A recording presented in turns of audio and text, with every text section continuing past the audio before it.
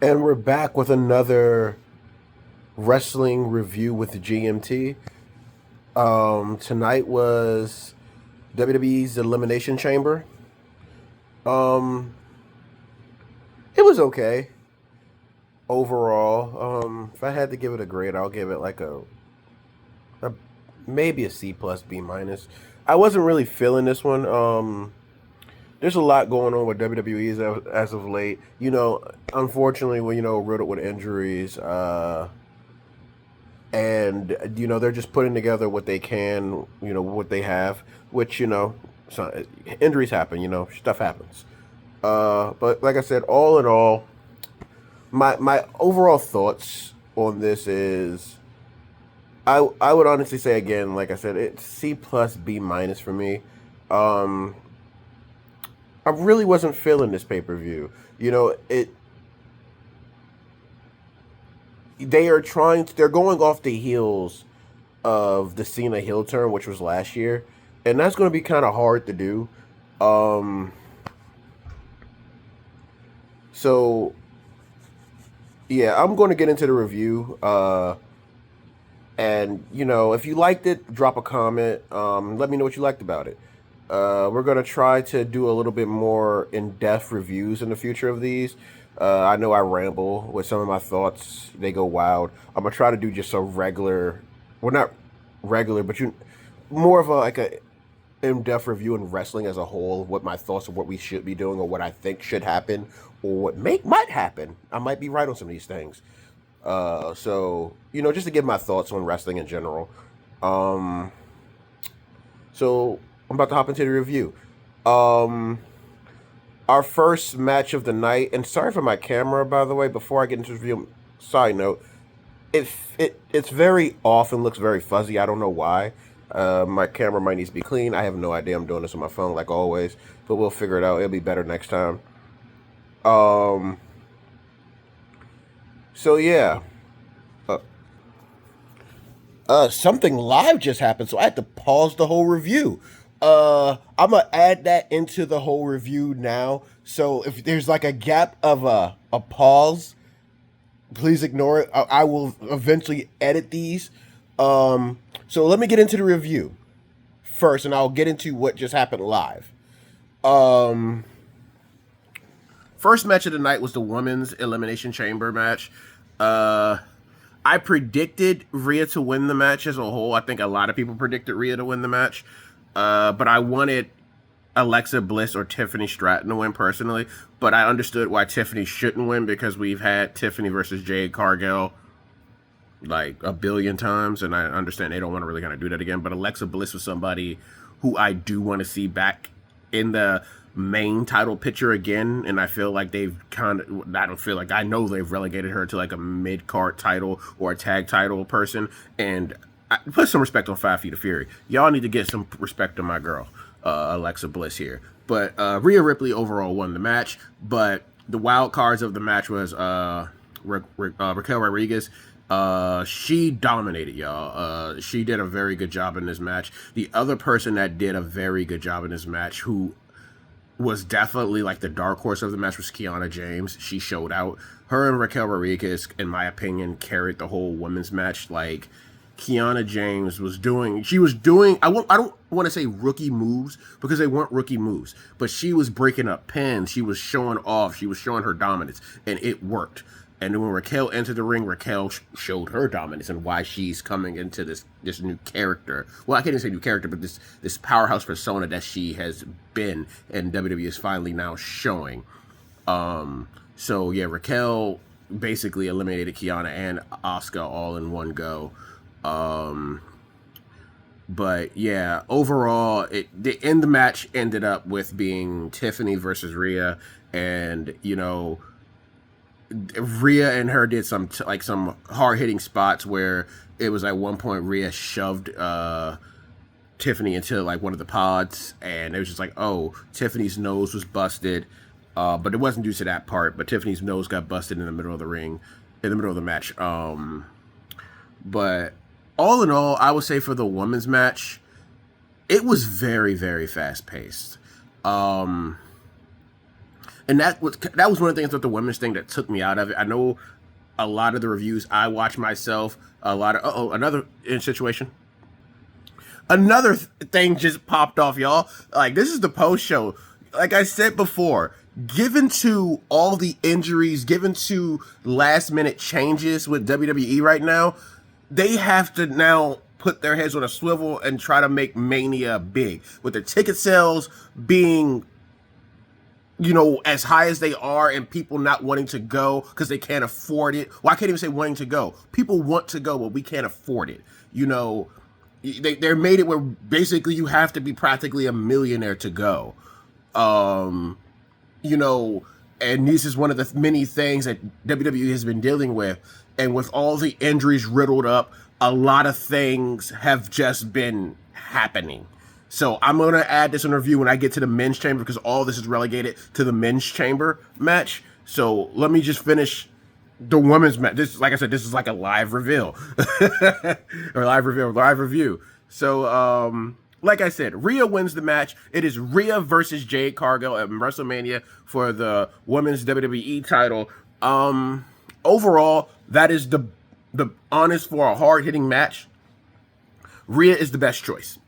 It was going to either be Rhea or Charlotte, and I know people don't want to see Charlotte back in the main event right now. So it's still a possibility to go to a triple threat. I doubt it, because they want to show Rhea's dominance against Jade Cargill. But they need to, because Bianca isn't back, Bianca is still injured. They need to put somebody who is equally as dominant as Bianca with Jade. Jade is a powerhouse, and somebody, unfortunately, like Alexa Bliss, even though I think that will still be a good match, it's kind of hard hitting, and I don't think WWE wants to do those type of matches right now. But so yeah, we're getting Jade versus Rhea. That is actually a solid, hard hitting match. If anybody can go back, I think it was WrestleMania 40. Rhea versus Charlotte. I think it was 40. That was a real good match. Like, if not, that was one of the matches of the night. I think that was like night one. And Rhea versus Charlotte was a hard hitting match, and it was perfect. One of the best women matches in a long time. I can't even say in a long time. That's a stretch. But it's a top 5 women's match. I will say that. But yeah, so we're going to get one of those. I do think with this match, Jade needs to drop the title to Rhea. There has been rumors that Rhea will be being traded to SmackDown because they need people over there. They do need people over there in a bad way. And Raw's kind of stacked with the girls right now. So, yeah, we'll see Rhea over there, and I think it's good. If Jade drops the title to Rhea and we go into this big, massive feud of Jade versus Rhea, I'm okay with that. But I think the title should definitely be dropped to Rhea. Jade has not really defended that title since she's got it, because they have not had the woman for her to defend against. Now, granted, I think this was the time to start building stars, because to build a star, they don't always have to win. They just have to perform. And you have to get the people behind these people. Jade could have been dominant, beating people. And I still think Mishin could have been a good threat. Not a threat, but a good person to contend against Jade had they did the correct billing for her and building for her. And they just didn't. They relegated, Mishin to a mid-card. We have BFAB, and BFAB I don't think is ready yet, and who I do believe is a mid-card person. But, they just had Jade dominate those women. And at this point, the biggest person who they just put on the roster that was a dominant threat to Jade's title was Jordynne Grace. And they just allowed, Jade to dominate her. So, what are you going to do? I think Julia could still be really good if they just allow Julia to be Julia. But we'll see what they do with SmackDown once they get more people. But yeah, anywho, Rhea won. Rhea will be going to Mania to face Jade Cargill. I look forward to that match. But all in all, the Women's Chamber match for me, was a very fast-paced match. I wish they kind of slowed it down and allowed the women to have a little bit more time. It's like, it wasn't that they didn't have time. I think the match was like probably 30, 45 minutes. But it was just like, it just felt super rushed. At least it did for me. If it didn't for you, that's great. It just felt rushed for me. The next match was Becky Lynch versus AJ. Again, this match, it was good. Becky carried the whole match because this was AJ's first singles match since being back with WWE. So it's been a long time since she's been in there. So Becky clearly was like directing. You could tell that she was kind of directing, helping AJ out and stuff of that nature. I'm sure once AJ gets a little bit more like singles matches, she'll be back to tip top shape how we used to see her. She's still super young. She can still do it. She just hasn't been in the ring in a very long time, and it's fine. But yeah, Becky Lynch showed why she's that damn good, y'all. And again, you can look good in losing in WWE. In period, you can look good in losing. It just depends how you lose and how it's built. And when it comes to wrestling. But yeah, overall, we have a new Intercontinental Women's Champion with it, AJ Lee. She got the Black Widow on Becky Lynch twice. Becky Lynch tapped each time. There was shenanigans, of course. Becky exposed the turnbuckle, tried to use that. Eventually, the ref got hit, then got assaulted again. Ultimately, AJ took advantage, and she took the punishment from Becky. She slapped that Black Widow on, and yeah, we got a new Women's Intercontinental title. Now, I don't know where we go for AJ into Mania. It might be Becky again, and Becky gets the title back, or Becky might be done with the title. There is a big possibility that Becky goes into the main title story soon. The Women's World Championship titles picture soon, because the Intercontinental title was Becky had it to build it. And now that AJ has it, that's putting some more prestige on it. So we don't know who AJ's we don't have an inkling who AJ's opponent would be outside of Becky, or Becky rematch again. It might not be, but that's something that I'm seeing that is being discussed. So we'll see what happens on Monday night. So to see who will be facing AJ at Mania, because Mania is the next pay-per-view. That is April 18th and 19th, for those who don't know. So yeah, AJ Lee is our new Intercontinental Women's Champion. Next match, CM Punk versus Finn Balor. Yeah, I'm a Finn Balor fan. I'm a CM Punk fan. I wanted Finn Balor to win this. I feel like WWE doesn't give Finn Balor his due. Ever since he's had that incident with the Universal title, which wasn't his fault, injuries happen. They just have not given that man a title run with the world title or a WWE, like the main titles at all. Like, he's had mid-card titles and they've relegated him to the mid-card scene, but that man is a main eventer. If you see what he did, I promise you, if they put that man back on NXT, he will dominate. And it's just like, I feel like WWE has honestly lost faith in, like, Finn Balor and how good he is. I think the match was cool. It was probably the best match of the night. But yeah, Finn Balor went out there. He didn't have no shenanigans with the Judgment Day. No, it was a clean loss to CM Punk. CM Punk is still our WWE Heavyweight Champion. We will still get the CM Punk versus Roman Reigns at Mania. I'm quite sure this is going to lead for Finn Balor to go against Dom Mysterio for the Intercontinental title, because Dom's not doing anything with that title. Before, it was like, no, lead the title on Dom, because Dom's, people are loving Dom, but right now people are like, okay, if he's not going to do anything with the title, like ever since he's gotten it back from Cena, he's been injured, which again, injuries happen. I think they should have taken the title from him and just put it up for grabs. But it's clear now that they have like this kind of course of what they want to happen. We're going to put Finn back in the mid-card. He's just going to hold the Intercontinental title. How long, I don't know. I'm quite sure we're going to see the Demon probably come back, because I have a feeling Judgment Day will probably turn on Finn either Monday, or they will turn on Finn within the coming weeks into Mania. So that's definitely something I feel like is going to happen. Finn versus I was about to say JD. Finn versus Dom at Mania. I feel like that's going to be a thing. So that was for the WWE World Heavyweight title. Again, CM Punk won.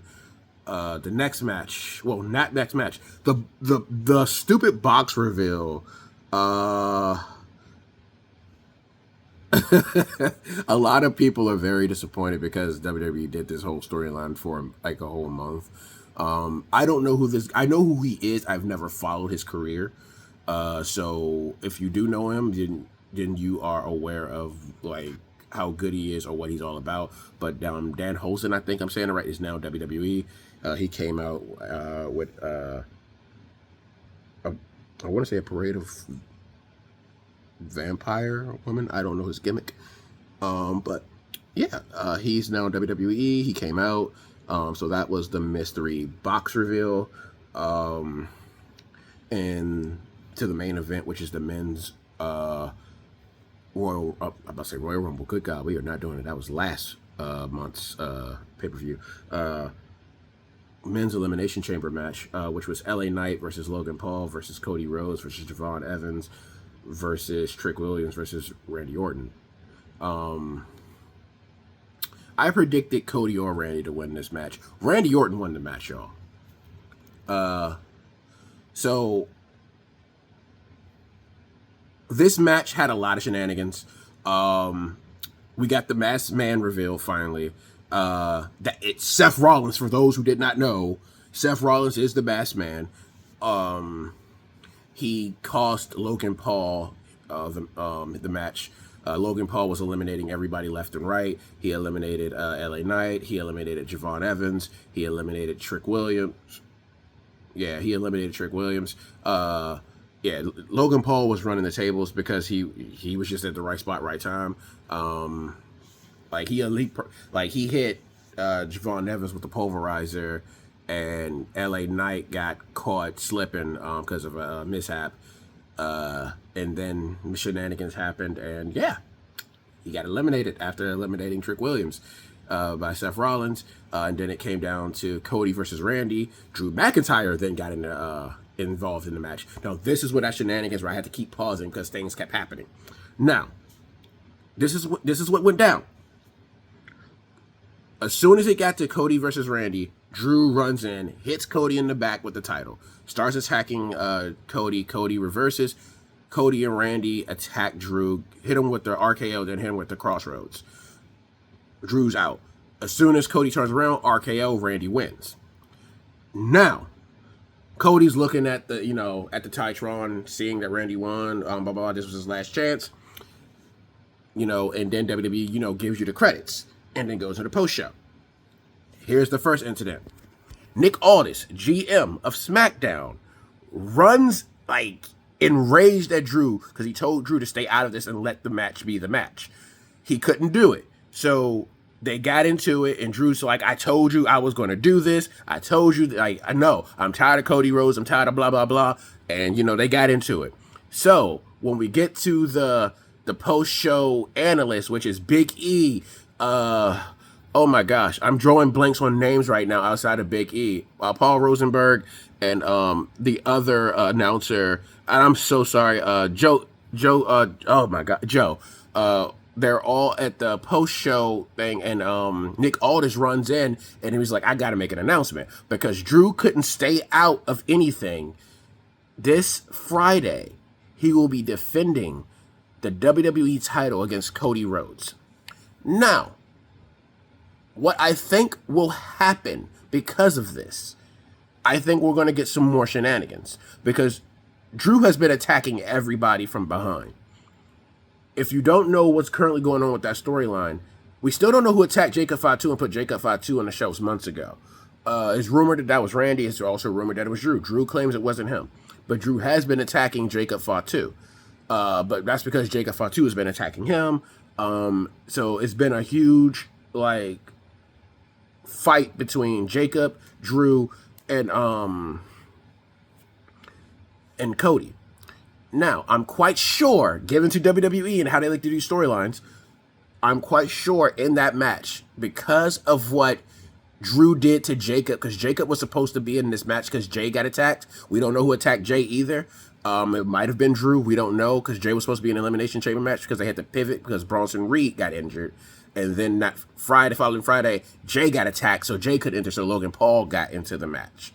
So if we're all caught up, if you followed, SmackDown is on Hulu. They do show reruns on SmackDown on I believe still they show some on Hulu or on Netflix. So you can watch the reruns on Netflix if you have a VPN or whatever.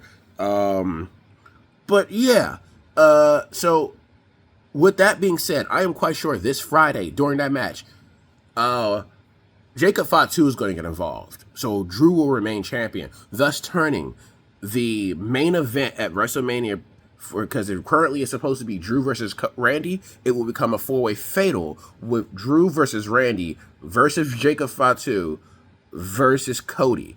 And if we want to add some more shenanigans in there, I am almost positive they're going to throw in Aleister Black and maybe Sami Zayn, because they are equally chasing the title as well. So that it might become a 6-way fatal or whatever an Armageddon match. Who knows? But it is possible that could happen. But I am almost positive it will be a 4-way fatal. So that was all why I had to stop each one to see what was going on with these situations. So now that that's happened, that is the end of the Elimination Chamber. Like I said, overall, I'll give the Chamber a C to B minus.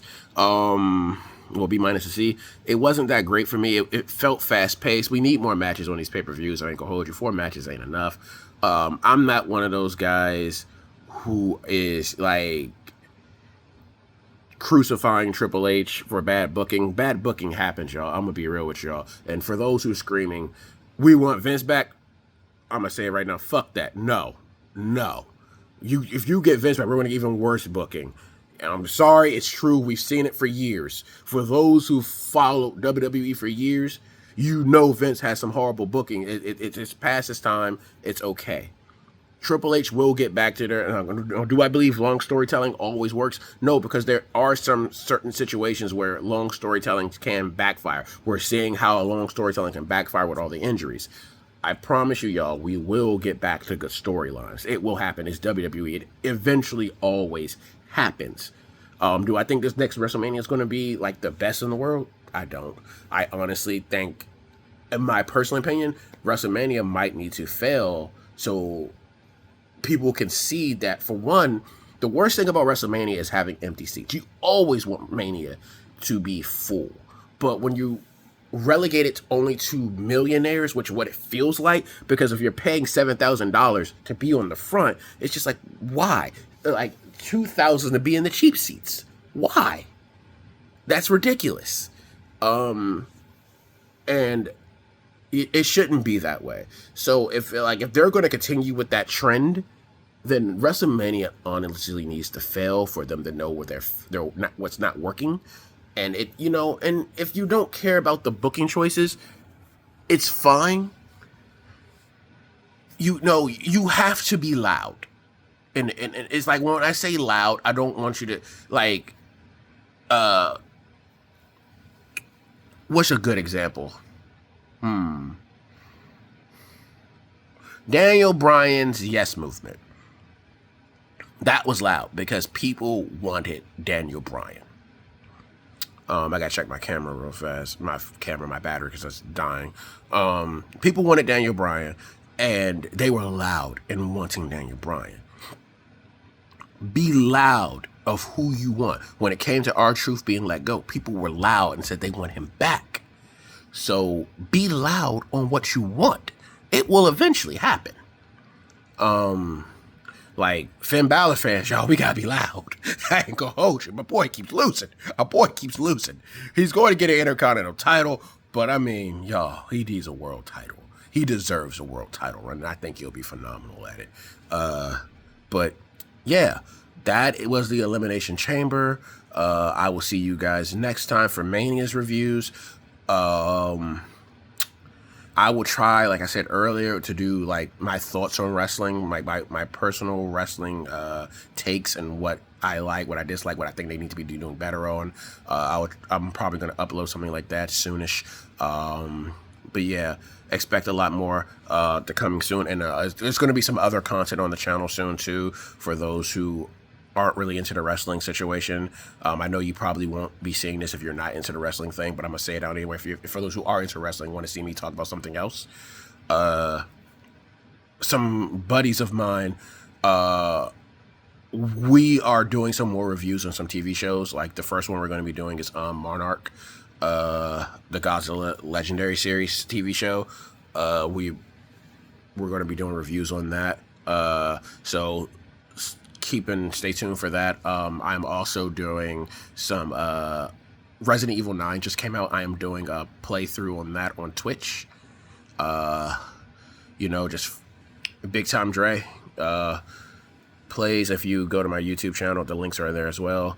So yeah, thanks for checking this out, and I'll see you guys next time. Peace.